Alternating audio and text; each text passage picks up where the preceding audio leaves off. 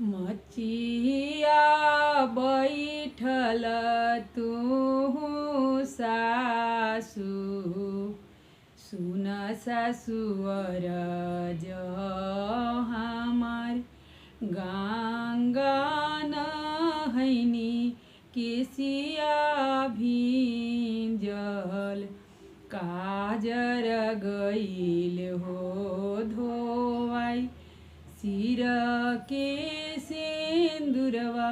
धूमिल भइले, ई दुख कहलो न जाय, ऐसन बोली बहुजनी बोली ह, मोरो बेटा बाड़े परदेश, मोरो बेटा बाड़े हो विदेश।